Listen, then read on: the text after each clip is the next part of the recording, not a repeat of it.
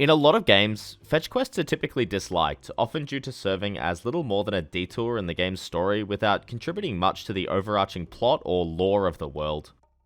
Obviously there are exceptions, but when someone describes something as a fetch quest, it usually comes with the implication of being boring or unrewarding for both the player and the in-game characters.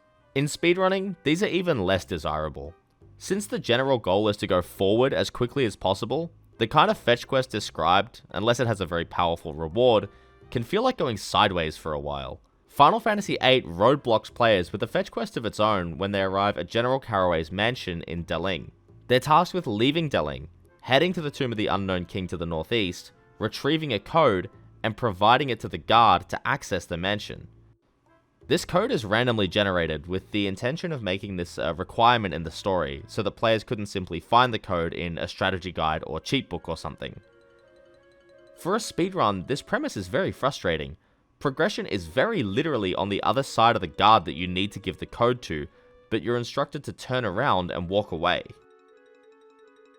This dungeon does have the GF brothers, and it's actually not that bad. It's one of the only GFs that has pre-learned the Strength Junction ability, giving a speedrunner the potential to have another damage dealer, since at this point, only Ifrit has pre-learned Strength Junction, and Shiva has learned this ability through AP in most routes. This, however, isn't inherently a reward for simply retrieving the code. The player would need to travel deeper into the dungeon and fight the bosses. This also has the risk of random encounters that, if fled from instantly, will still cost the runner about 30 seconds each time. This is exactly what Japanese runner Shia did in the first run that we're aware of with Surviving Video, being uploaded on the 21st of May 2011. Shia confirms the code, and then obtains the GF from the boss fights. Shia knows that it's not a requirement to speak to the guard outside of the mansion before leaving, so let's use this screen as our mark for timing. Shia first arrives at this screen at 2 hours, 41 minutes and 55 seconds, and arrives back at the screen with the code and the GF brothers at 2 hours, 49 minutes and 51 seconds. This means that Shia spent roughly 8 minutes renting a car, driving to the tomb, watching the opening animation of students fleeing the tomb, confirming the code, proceeding through the dungeon, fighting the first brother, menuing, finishing the puzzle inside the dungeon that opens the second fight, doing the second fight, leaving the dungeon, driving back to Deling, and walking back to where we started. Brothers is a pretty good GF, but it's certainly not worth 8 minutes of time in a speedrun. If Shia was to turn around and leave immediately after getting the code, this would have cut about 6 minutes from the detour, so we can estimate that it takes roughly 2 minutes to retrieve the code on its own.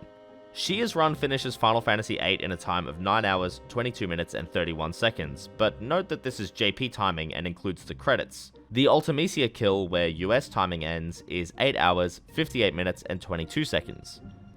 This run is one that I find really interesting. While it's obviously unoptimized, I consider it ahead of its time. It still features a lot of the foundational elements used in modern runs.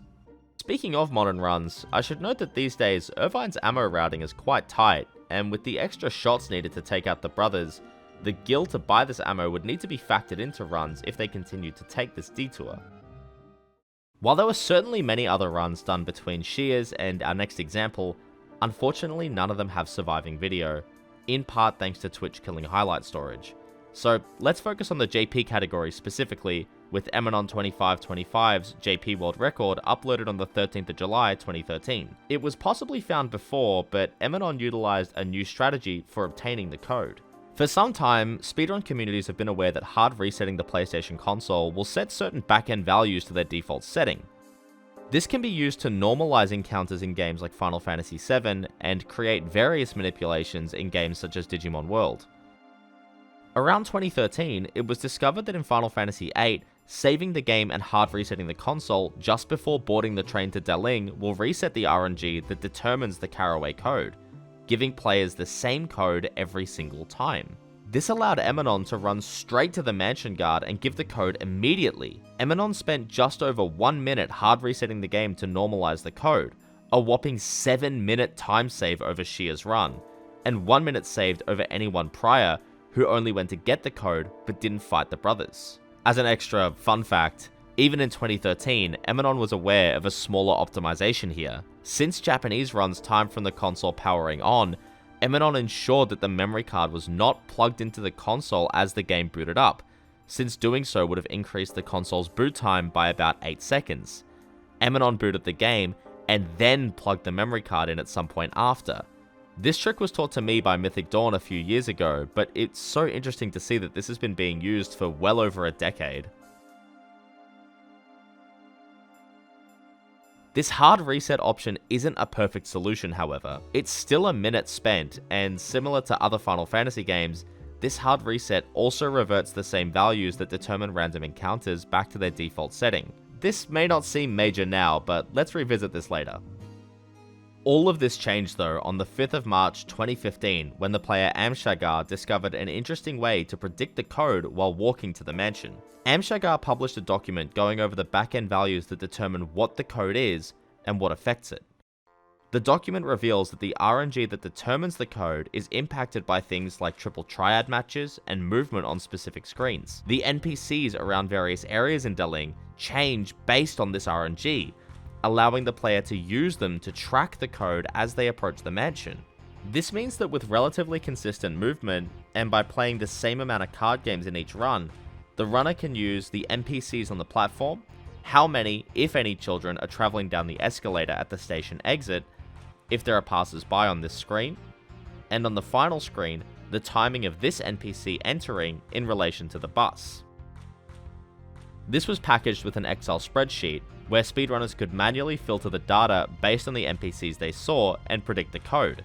This, if mastered, could remove the hard reset and costs no additional time, since the final pattern can be spotted while the runner mashes through dialogue. It should be noted though that this is an incredibly fast-paced manipulation. Optimal movement through these screens is awkward, and performing it while scouting NPC formations is definitely not easy. This explanation absolutely does not do the research justice, and I'll link the additional document as well as a version translated to English through the Google Docs in-house translation for anyone who wants to learn more. This is a major breakthrough, but doesn't appear to have been used much in PC runs, at least for any new world records at the time.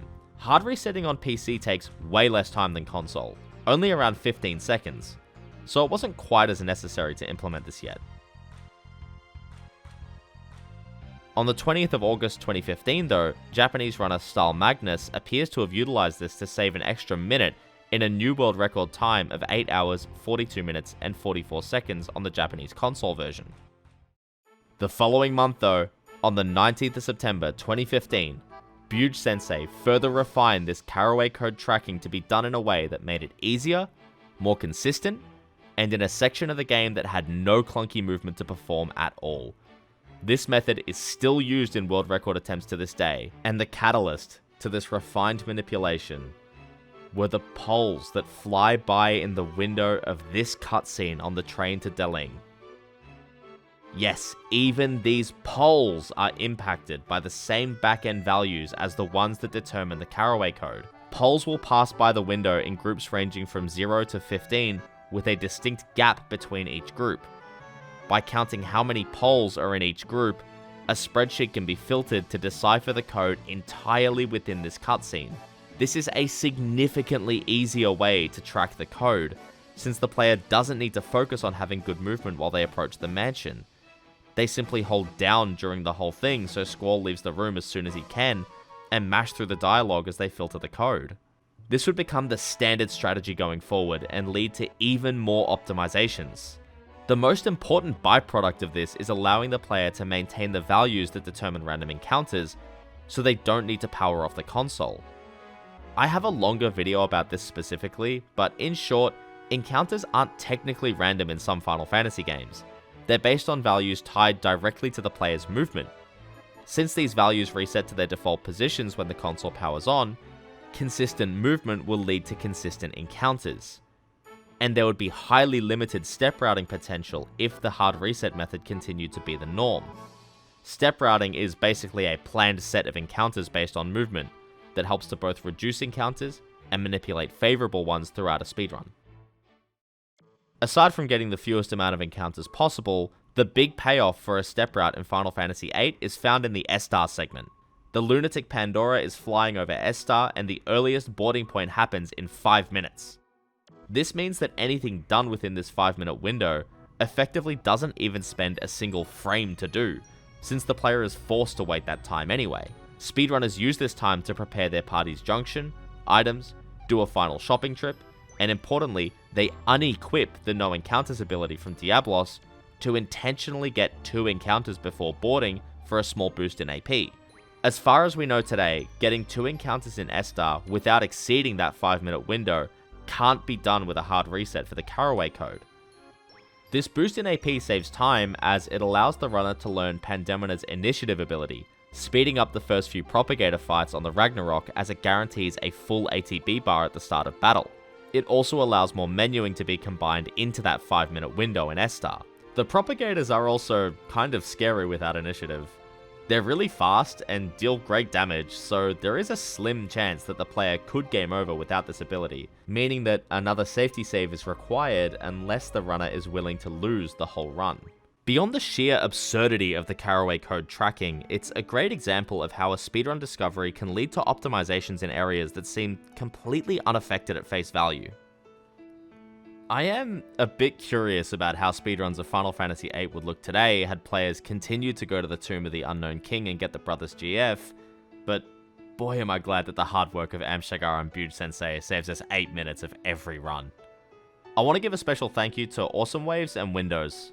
They created the Final Fantasy VIII history document that served as the primary source of research for this video, which I'll link in the description. Thank you as well to the Patreon supporters. It's $2 a month, you get access to some fun behind the scenes stuff and to vote on a monthly speedrun challenge. The last one that we did was the 12-hour challenge on Final Fantasy III's credit swap category. That was super fun, I learned that all in one stream. So if you do very kindly want to support the show with a few dollars a month, that's a great way to do it. Or alternatively, if you want a free way to support the channel, just send this video to a friend that you think will enjoy it. I'm also currently focusing on Final Fantasy VIII speedruns on my Twitch stream, so shoot a follow there if you do enjoy this game and those speedruns. And thank you as well for watching, and see you next time.